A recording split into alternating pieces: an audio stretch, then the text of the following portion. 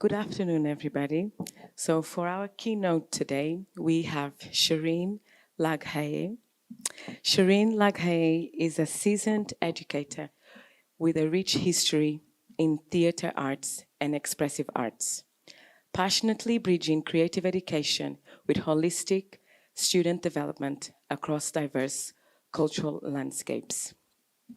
Her notable roles include serving as an IBDP Theatre Arts Examiner and spearheading arts departments in international schools in China and Armenia. Presently, she is channeling her expertise into developing a transformative early years curriculum in Mumbai, aiming to bridge the educational gaps. Besides her educational journey, Shirin is a multifaceted, creative professional, delving into acting, physical theater, directing, writing, and photography, and creating enriching narrative spaces both on stage and online. Her endeavors reflect a lifelong commitment to leveraging the arts as a catalyst for meaningful learning and empowerment, with a particular focus on exploring questions of identity, belief, and the space we occupy. So please welcome Shirin Laghai.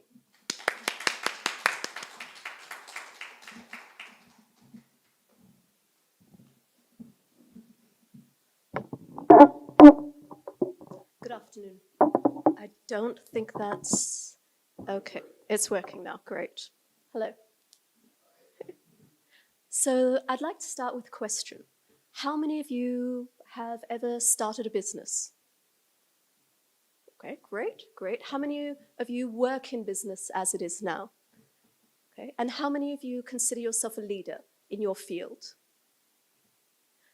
How many of you consider yourself a leader and an artist? But not most people. That's interesting because the OECD does. Now, there are certain identified OECD 21st century skills. I would like to open it to the floor just to see if you have any thoughts as to what they might be, if anyone would like to contribute. Communication, great. Collaboration. Empathy, wonderful. Wonderful. Let's have a look. As you can see, there's a fair list happening there. Now, all of these OECD skills that have been outlined as being absolutes, as necessary to survive, to thrive in the 21st century as leaders, are equally the skills that any artist needs. Now, I want to take you to a tale of two cities, Tokyo and New York. When I lived in Tokyo, I worked in business, in corporate. I was working with some of the most major corporations, Morgan Stanley, Goldman Sachs, IBM, Lehman Brothers. Now, that wasn't my fault, Lehman Brothers. I went in to help these top leaders learn how to thrive within this new Western culture. So it was a fair years back, so I'm showing my age as well.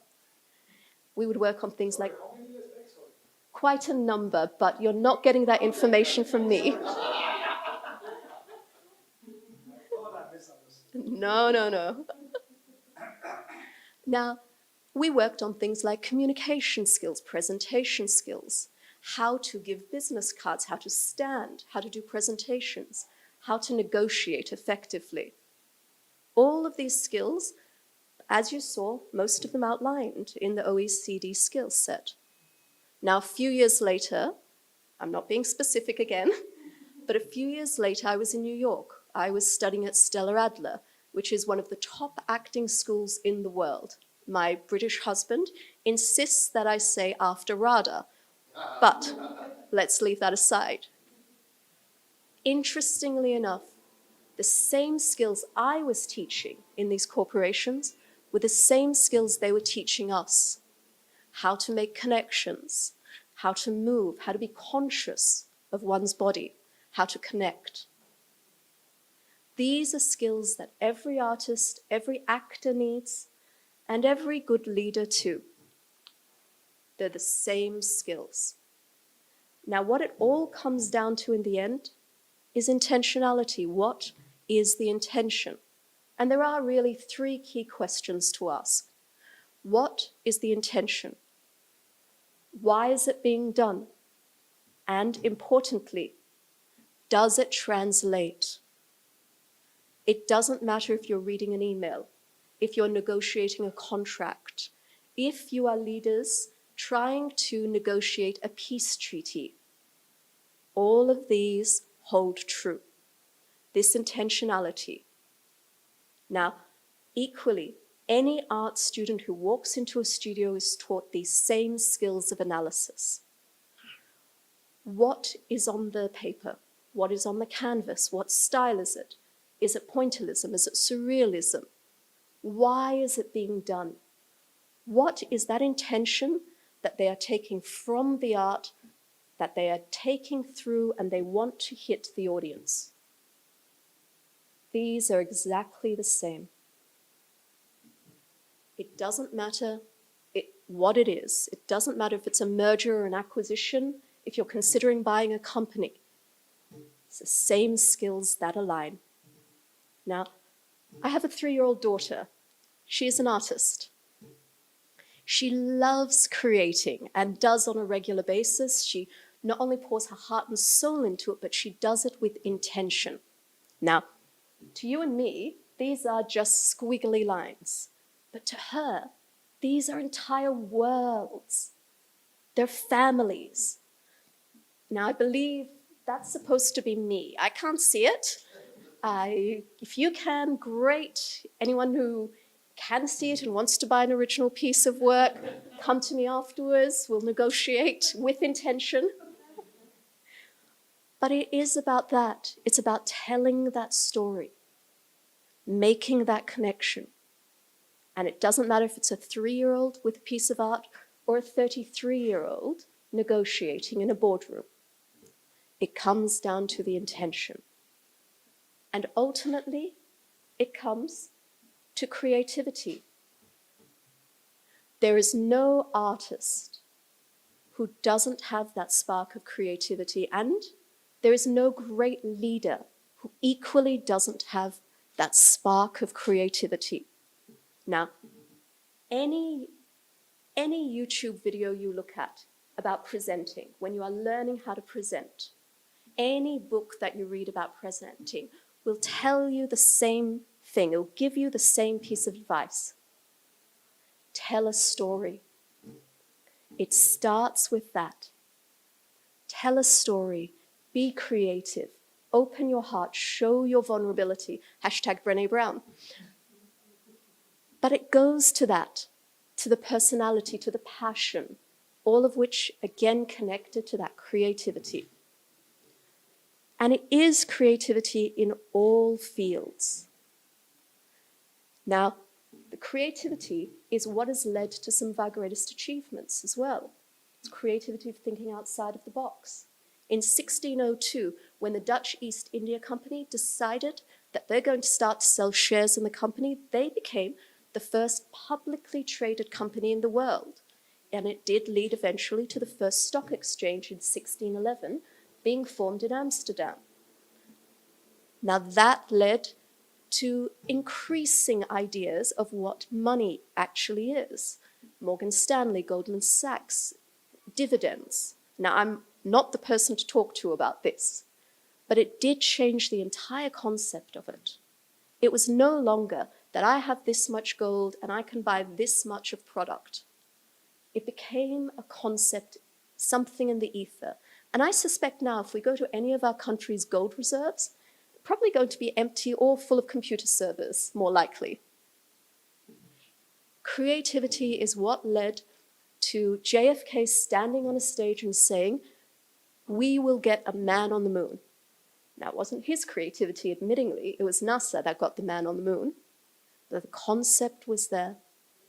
That is what leads leaders to these breakthroughs. Creativity is not always good, however. creativity can often lead to more negative things.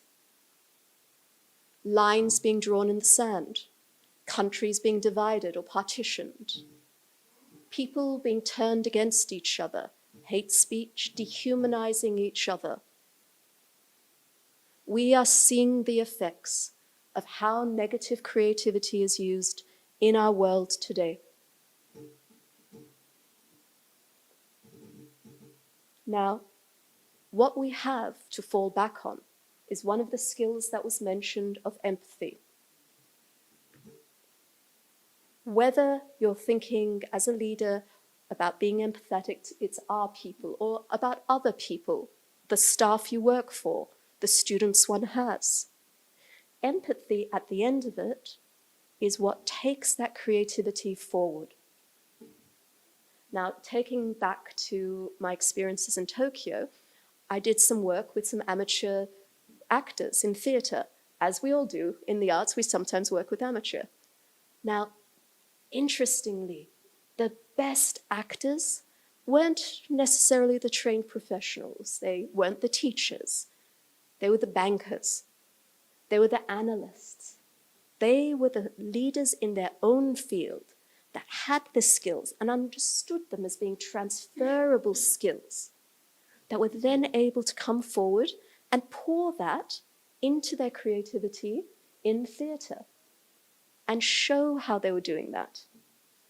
And when you are thinking about your child, when you are thinking about the success of your child in business, in the future, that's where I'm going to leave you on. Choose an arts subject. Thank you.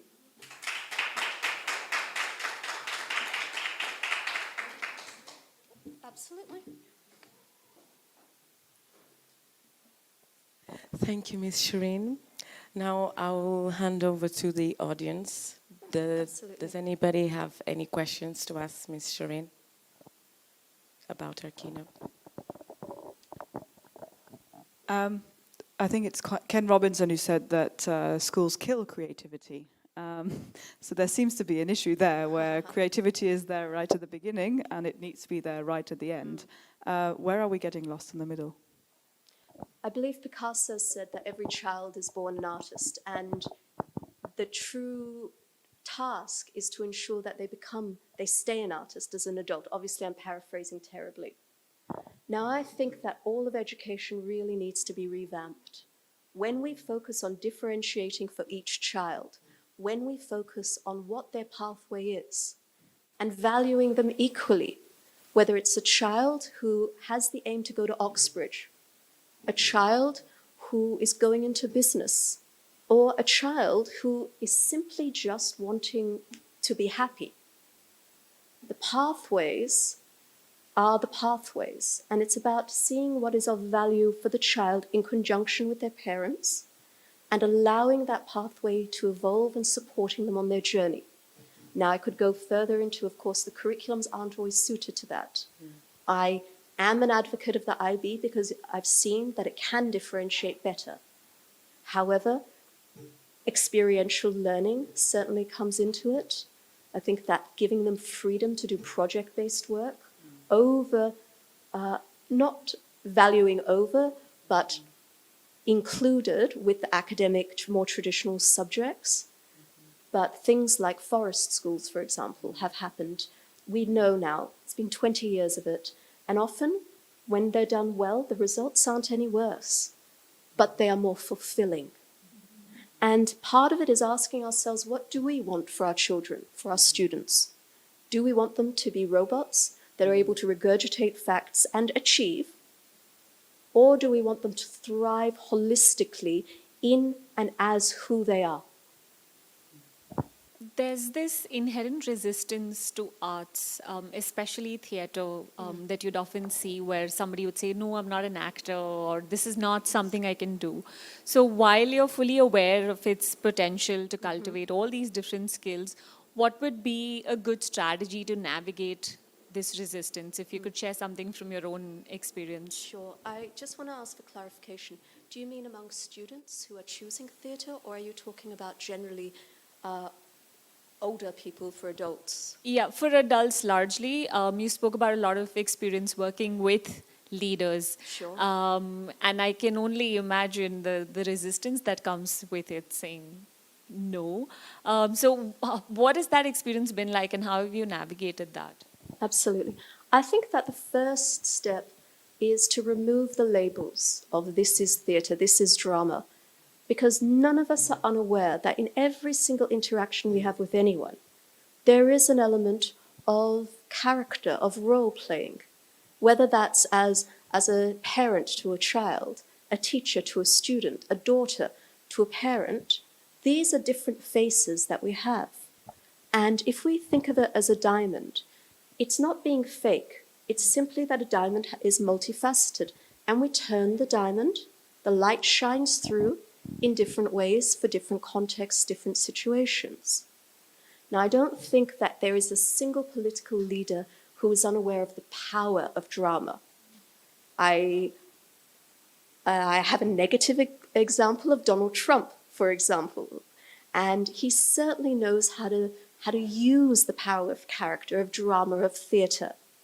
And it can be used for good as well. There are multiple leaders, many Indigenous leaders, for example, when building up that sense of Indigenous pride, go to some of these things. Shirin Laghai, for example, a Nobel Prize-winning former judge in Iran, would use literature and make references in some of her speeches because these are the connections.